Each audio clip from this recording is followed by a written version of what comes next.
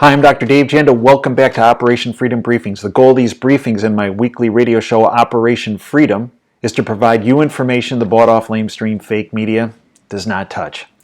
You can join us every Sunday, 2 to 5 Eastern. It's free. Go to davejanda.com. Great guests, great analysis. davejanda.com. Hit the upper right-hand corner of the listen button, and we're there for you. In addition, we have davejanda.com, the platform. We upload a significant amount of free information on a regular basis. We also have our subscription content, which is 30 cents a day, $9 a month. You can sign up for a month. If you don't like it, get rid of it. But again, the information analysis you get, you're not going to see in the bought-off, lamestream, fake media. On that platform, we have extra shows such as a WTF Geopolitical Show, our Insider Insight Show, our Department of Advanced Research Show, our Contributing Editors section, our Healthcare Symposium briefings, all available on the subscription side. I hope you'll join us, davejanda.com. Today I'm going to take on the issue of the recent legislation which was signed into law in New York and the pending legislation in Virginia as it relates to maternal health, maternal well-being, and abortion.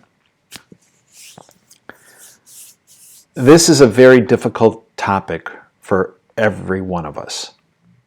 And needless to say, I'm going to upset a tremendous number of people with this presentation. I don't expect you to agree with me, but I am going to present information based on my experience in healthcare. I graduated medical school in 1984. I'm an old guy. I practiced medicine until January 1st, 2017.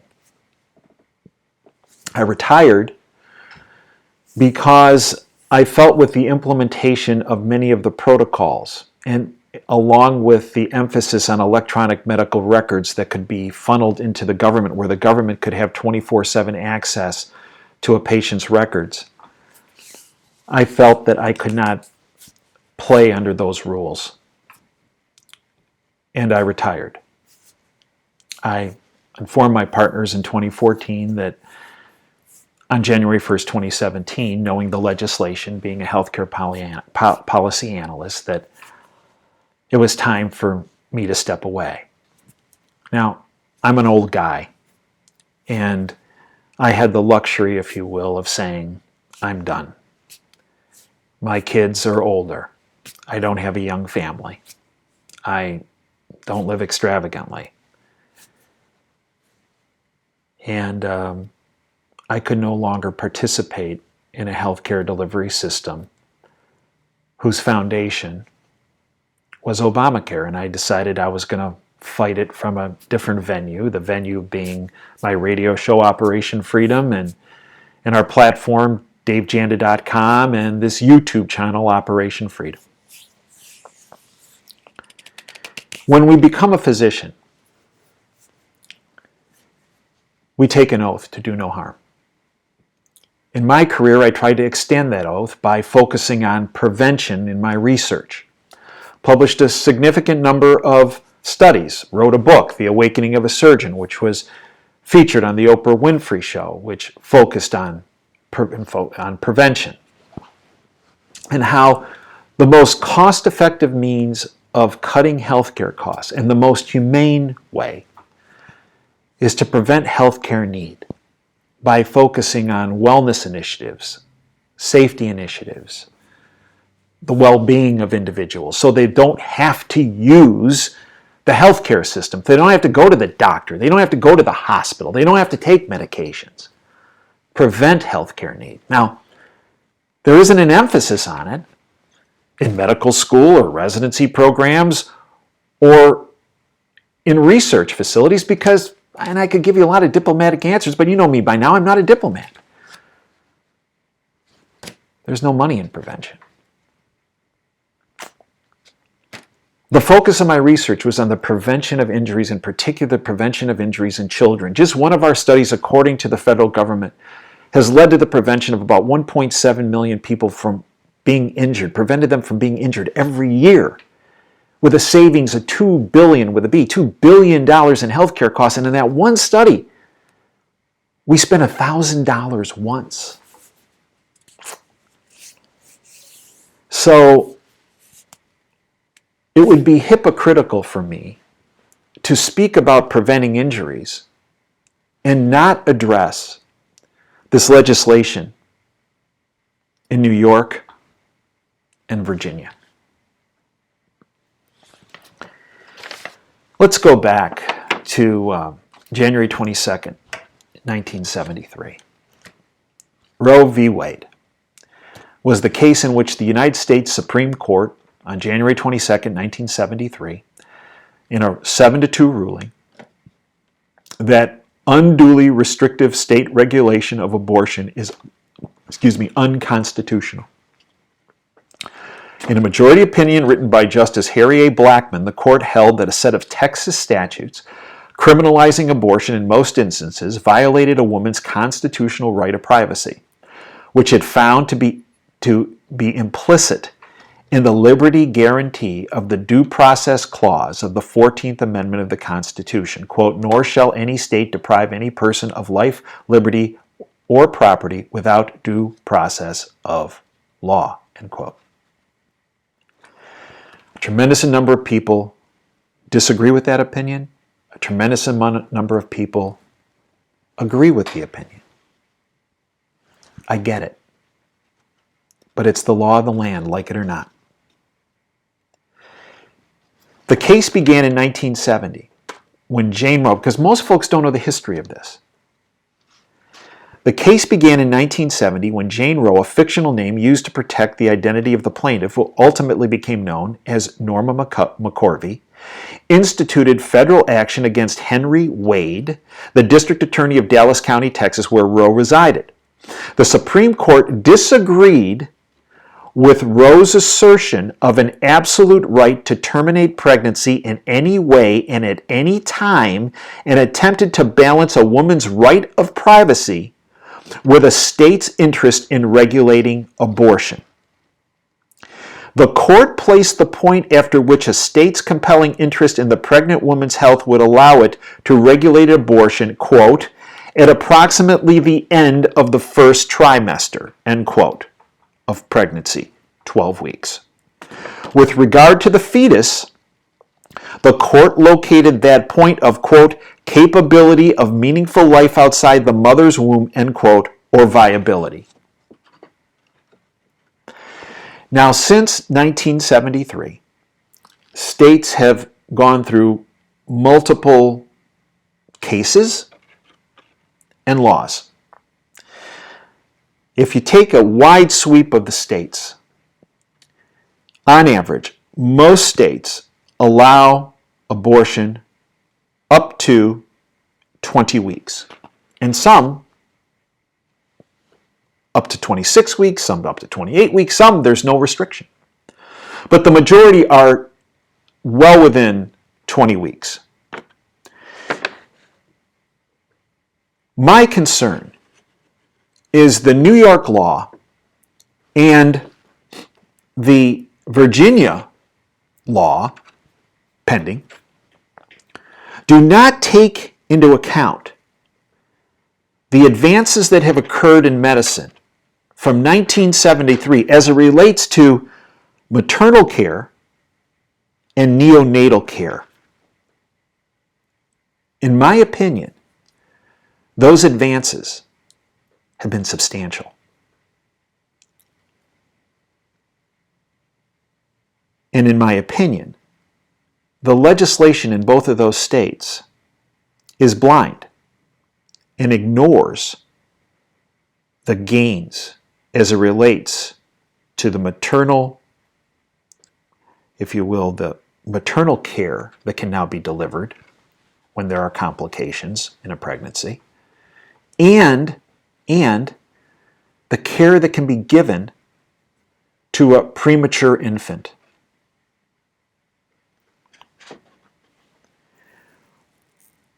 In particular, the concern, I think of everybody, should be everybody, is about these late-term abortions that potentially can come into play when the baby based on the advancement of care that's occurred since 1973, could well be viable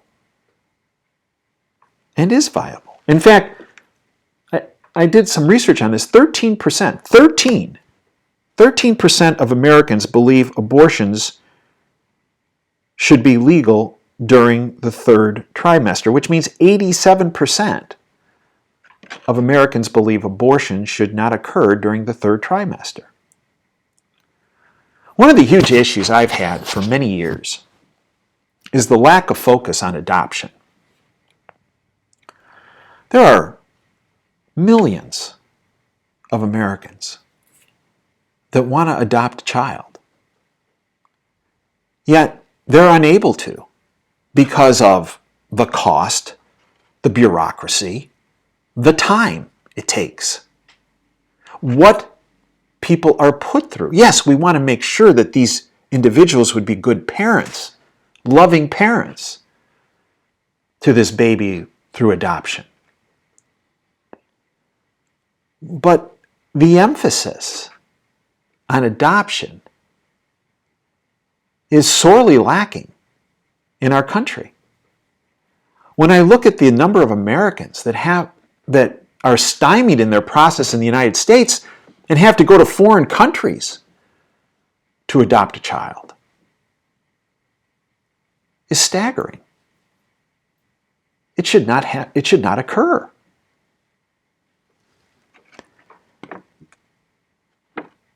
The New York legislation, in particular, brought the time of that you could have an abortion to 24 weeks. Well, let's speak about a fetus that's at 24 weeks. At 24 weeks, an unborn child is viable outside the womb with our current neonatal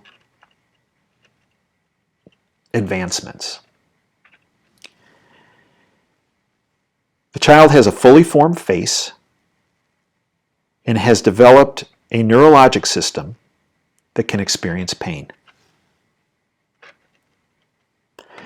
Now, one of my concerns about these legislations in New York and Virginia is that, and I spoke to a number of my colleagues about this. Now, in my career as an orthopedic surgeon, you have to train in other surgical fields, one of which is obstetrics and gynecology. I have not delivered thousands of children. Have I delivered several hundred? Yes, but not several thousand. And I did go to a number of my colleagues who have delivered and been involved in the delivery of thousands of children. And when I asked them, am I missing something here? Because it's my impression that these laws affect and have a small number of potential abortions. I mean, how many women get into the third trimester and say, I've had enough of this, I don't want this child, and let's abort this child? According to my contacts, late-term abortions, and they're usually because the child has ceased function, is no longer viable in the womb, only comprise about 1% of abortions. So why would these legislators and Cuomo, the governor of New York, and this current governor of Virginia, and Ralph Northam, and we'll get to him in a minute, why would they be pushing for this? I mean, where's the adoption bill? Why is it an abortion bill? Because my colleagues say that they've actually experienced more folks, rather than having a termination in the last trimester, choose adoption. Why aren't these legislators pushing to make adoption easier, both on the mom's end and also on the people wanting to adopt a child? And my concern is that the people pushing these new less restrictive abortion laws is they're using this issue as a means of furthering their political careers. That by doing this, they get more money in their pocket for their next run for office to a higher level. Is Andrew Cuomo going to use this legislation as a stepping stone to run in 2020? Was the governor of Virginia going to use this as a stepping stone for higher office down the line? But that's unlikely based on the recent picture that came out. More on that later. In New York, and let's look at the New York legislation. In New York, 1 in 3 babies are currently aborted. The breakdown of the abortion laws, this is according to Corey Diggs, who's a great investigative reporter. An abortion can be performed now in New York if the patient is within 24 weeks, in other words, at the end of the second trimester, from the commencement of pregnancy, or, big or, there is an absence of fetal viability, okay, or the abortion is necessary to protect the patient's life, now here's the biggest or health. Yet, in the legislation, they don't specify health reasons, leaving this wide open. And this is the slippery slope. Though under existing judicial interpretation,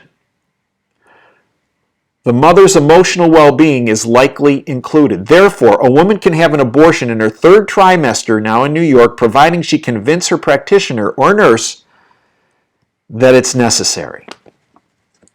Here's another issue in the New York legislation. In addition to MDs, nurse practitioners, physician's assistants, and midwives may perform non-surgical abortions.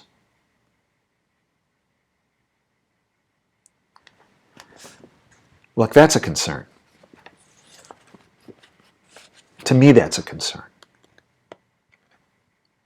And the reason is I've talked to my colleagues many times, even those early term abortions, and granted, the later you get in the pregnancy, the higher risk of complication during an abortion. In those early term abortions, there still is a risk of a complication.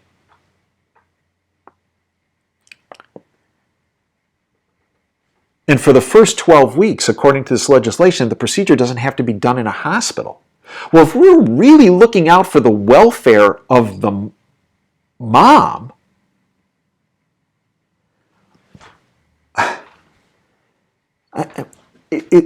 what happens if there's a complication? And that mom is not in a hospital.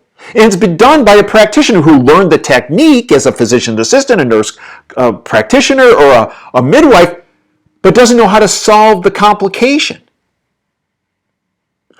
I can tell you one of the biggest problems that I saw as a surgeon is when folks did procedures that they didn't have the training to perform, and a complication occurred, and they didn't know how to handle it. That's how you kill somebody. And this law in New York is for better maternal care. I'm sorry. If there's a complication because an abortion is being done in a clinic somewhere, not in a hospital, and it's being done by somebody that hasn't taken care of complications before, is that mom really getting better maternal care? No. In addition, in the New York law, they removed abortion from the criminal code. and moved it under health. Therefore, if a man were to beat a pregnant woman and she lost her child, it would no longer be considered a felony murder. This also protects medical professionals who perform abortions from criminal prosecution, including if illegal abortions were performed. In New York law, no longer is there consent from their partner or the cooling off period is necessary. It also removed legal protections for babies born alive.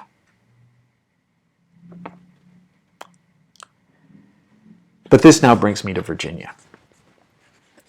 And that Virginia bill, and in particular the Virginia governor who went on record, Ralph Northam, went further and then advocated that if a baby was born and after it was delivered, that baby could be terminated. Folks, we've now gotten off the slippery slope and we've fallen off the cliff. That, no two ways about it, is infanticide. Period. It's against everything any physician has the oath that any of us have ever taken. That's harm. It's harm. Virginia's HB 2491 law, which would allow a doctor to perform an abortion when a woman is about to give birth, the measure eliminates the state's requirement that second and third trimester abortions be performed only to preserve the health or life of the woman. A woman seeking to abort would no longer need to obtain an ultrasound before having an abortion under the proposed law. Currently, 3 physicians must conclude that a third trimester abortion is necessary to preserve the health or life of the woman. Those requirements are stripped under the proposed legislation in Virginia, which also removed the state's mandate that a second and third trimester abortion be performed in hospitals. And this is billed under maternal care improvement? The further you go along in a pregnancy and have an abortion, the higher the risk of complication. Known fact. And with this legislation,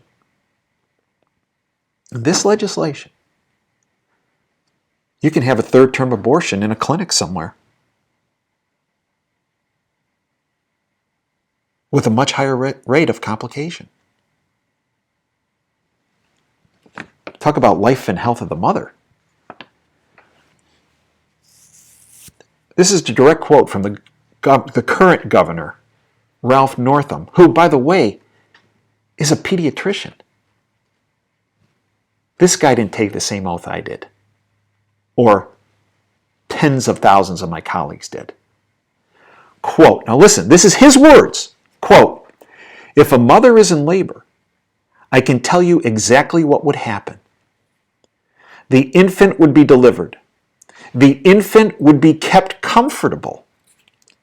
The infant would be resuscitated if that's what the mother and family desired, and then a discussion would ensue between the physicians and the mother about what happens to that child. That's infanticide. And he actually was confronted the next day about this being infanticide. Virginia Democrat Governor Ralph Northam said he doesn't regret statements he made appearing to condone infanticide and late-term abortion.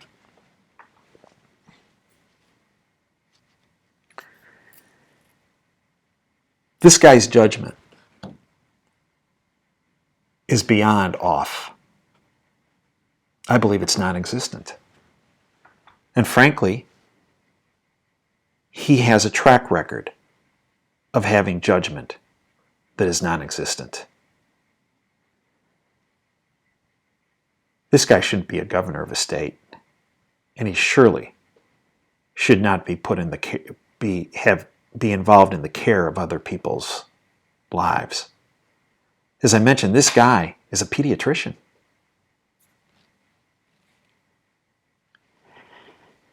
Let's go back to 1984. Same year I graduated from medical school. It's the year that this Northam guy graduated from medical school. I believe East Virginia University Medical School. While in med school, in his senior year, they had a yearbook. And there's his name on a page, and there are all these pictures he submitted. And his classmates said, hey, all those pictures on our pages, well, we submitted. Well, there's a picture of him, or some, initially said it was him, picture of a guy in a black face, shoe polish, and standing next to another person in a KKK outfit. Now, let me tell you something. If there was a yearbook where I went to medical school, Northwestern University Medical School in Chicago, and there was a party, and there was somebody in a KKK outfit, or with a black face, let me tell you what would have happened. Dean James Eckenhoff would have found out about that. He would have called those two yahoos into his office. He would have terminated them. They never would have graduated. They never would have seen another classroom or clinic facility at Northwestern. Gone. And I can't imagine what would have happened if a picture was taken, let alone shown up in a yearbook. But oh no. This happened in 1984, 35 years ago, and it's just coming out now? And you can't tell me that someone had not confronted this guy. Now he's saying, initially, when it came out, he's saying, oh, I'm sorry, I didn't, oh boy. And then the next day he has his press conference where he goes, that wasn't me. But I did put blackface on when I was in a Michael Jackson contest because I really like to moonwalk. Oh my. Buddy, when you're in a hole, don't dig deeper. But maybe when you're guilty of something to begin with, you don't have a choice.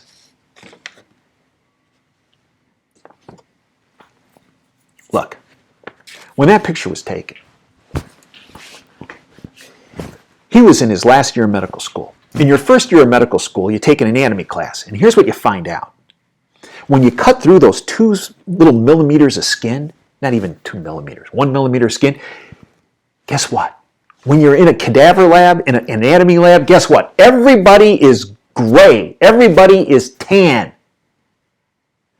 And by the time you're in your 3rd year of medical school, you're doing clinic rotations. And in particular, you get to the opportunity to go into an operating room. And here's what you learn, no matter who you're operating on. Men, women, Caucasians, blacks, Asians. Guess what? Hispanics. Guess what?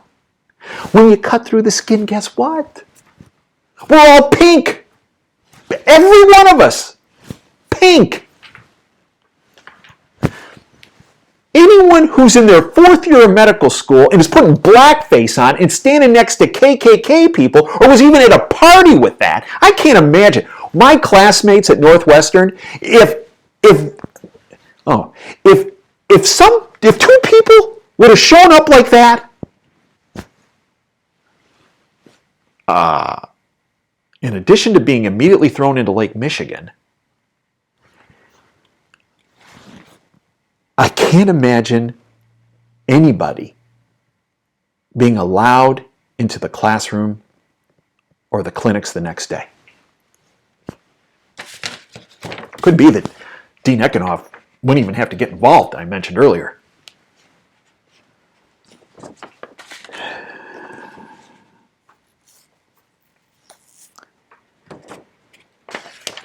But here's my concern. Here's this guy now pushing for abortions, late-term abortions, infanticide. Huge, I think, lack of judgment. And we have this lack of judgment that was present back in 1984. It hasn't changed. But look at that picture. It's beyond racist. It's sick. But I did some research on the statistics of abortion, and nobody likes this. But it's the facts. This isn't conspiracy theory. It's the facts. This from the Center of Urban Renewal and Education. Remember, Northam, when he was in college, his nickname, I kid you not, he had two nicknames, I understand, Goose and Coon Man.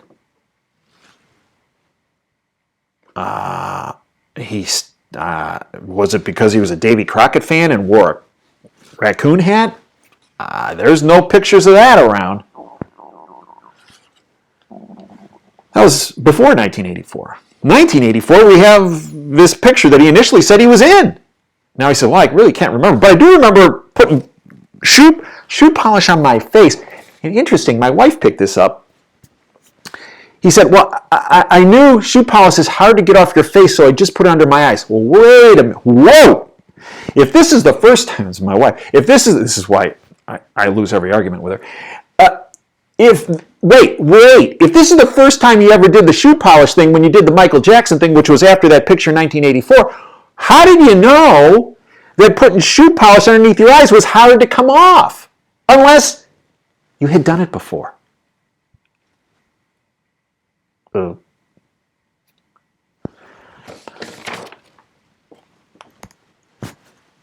I'm concerned about this guy being a racist. And what he's recommending with the legislation is based on him being a racist. Whether it's why he was called that terrible name in college and stuck by it and actually printed, he had it printed in yearbooks and other. And then this picture that initially he said he was in, that now he says he doesn't remember, but he remembers dressing up like Michael Jackson and putting blackface on his bed. And then, when he was running an election, it was pointed out, I saw the video, when his black opponent went to shake his hand, he refused. Whoa. But look at the statistics. This is from the Center of Urban Renewal and Education. And is his current position, his judgment issue, really based on racism? The number of abortions between 1967 and June of 2018 in the United States was 59.4 million. Now remember, with Roe versus Wade, they'd be rare and safe. 59.4 million, that ain't rare. 59.4 million, of which 20,350,000 of those abortions were to black Americans. The total black American population is currently 42 million. Those 20 million black American abortions are equal to 48.45% of the total black American population. If not for abortion, the total black American population would be 62 million, 48% greater than it is today. 59 million abortions in our country in that time frame, over 20 million of which have been to black Americans. So I dug a little deeper. And many people aren't going to like this, but just the facts. Margaret Sanger is the founder of Planned Parenthood. It's interesting. Planned Parenthood, if you go to their website, focuses on, according to their homepage, STDs, sexually transmitted diseases, good. Birth control, okay. Abortion, okay. And I was looking for adoption on their homepage. I couldn't find it. So I searched their website. And on their website, there were 765 results when you typed in abortion in the search bar on their website, 765 references that came up on abortion. I then typed in adoption, and that number came in at 39, of which 22 were redundant, referring to the same reference, so it was really 17. Now, many people say, well, look, Planned Parenthood was founded by Margaret Sanger and focused on sexually transmitted diseases and birth control, and that's true. Okay. and yes, abortion. But it appears over time the emphasis has been placed on abortion. And I know people don't like this, and frankly, it's sick, but if you look at those videos put out by James O'Keefe on Planned Parenthood executives negotiating the costs of baby parts, of how much money they'll get per part. Boy, this is strayed. So then I decided to look at some of the things that Margaret Sanger wrote. Now, I understand she wrote some of these things in 1926, 1930, 1932, 1933. And frankly, they don't age well. And I'm not going to get into her quotes because all too often, if you quote something she actually wrote, folks say, oh, you're taking that out of context. Even if it's not taken out of context. When I read what she wrote, in particular about Black Americans, I was stunned.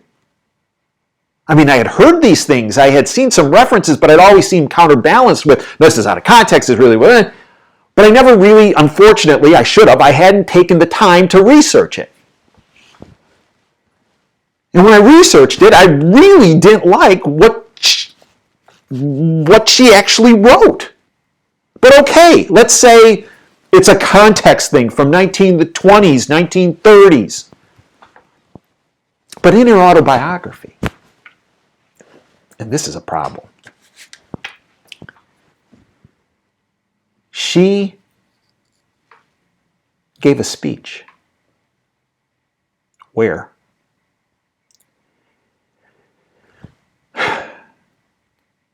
I kid you not, at a KKK meeting in Silver Lake, New Jersey. Her own words in her autobiography. Yeah, that same group that's represented in that picture with this Governor Ralph Northam character. Here we go with the KKK again. Now, there are folks that actually support her that admit that she did speak in Silver Lake, New Jersey at a KKK meeting, but they said, well, she was just trying to get the word out. Okay, look, stop.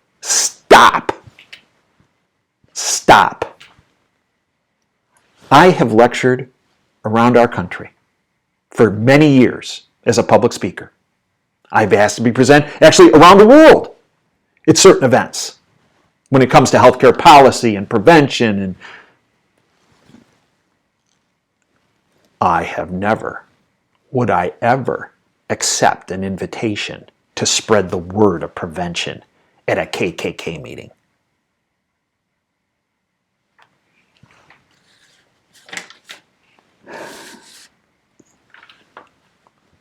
I'll tell you something.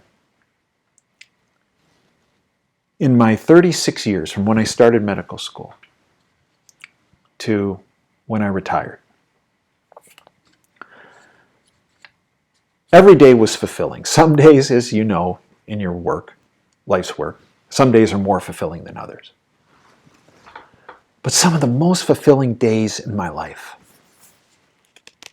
were when I was working in the delivery room.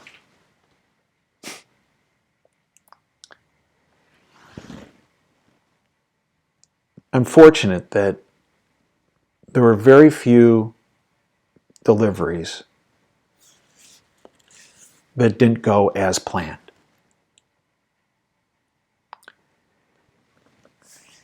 It's a very different experience delivering a child. And for those of us that are blessed enough to be parents, when you're in delivery room and it's your own child, it's surreal. But a delivery of a child is incredible. And in that delivery room,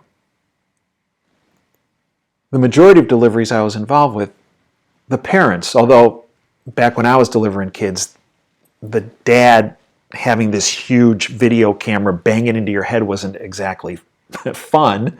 And I'm not sure who they were going to show the video to of it, but that's up to them. It's an amazing experience.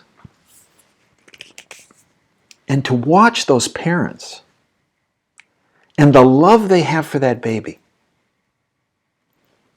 the very second it comes out of that birth canal, is amazing. Several times I had the experience of being involved in the delivery room when a child was born with medical complications.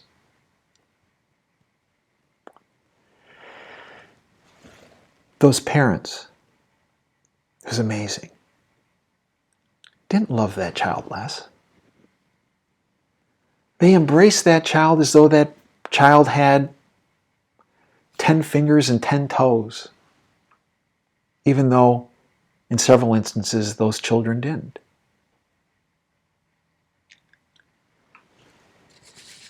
I truly believe that before any of these politicians venture off making these laws, I believe they need to get their feet wet more than one way in a delivery room. They need to experience what happens in that room. I believe if they did, and maybe I'm giving them too much credit, but I believe if they did, they would be trying to develop laws and legislation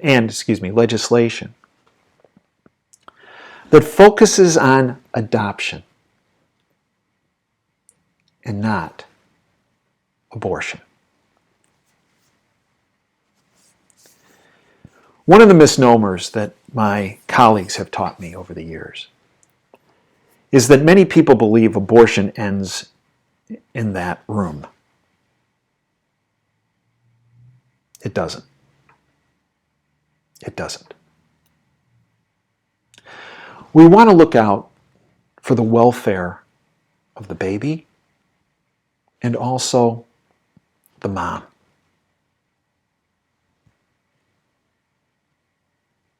It's that simple. I thank you for your time. I thank you for your patience. This is a longer video than usual, but this is a very big topic. I hope you found it of value, and if so, please feel free to network it to everyone you know. That does not include those channels that are ripping me off and taking my original content and putting it on their channels and being monetized for it. That has to stop. I do hope that you'll join us at our radio show every Sunday, 2 to 5 Eastern. I do hope that you'll join us at davejanda.com on the free side, but also on the subscription side, 30 cents a day, $9 a month, where we have all the extra shows, all the extra content, all the extra analysis. Content that you won't get from the fake media.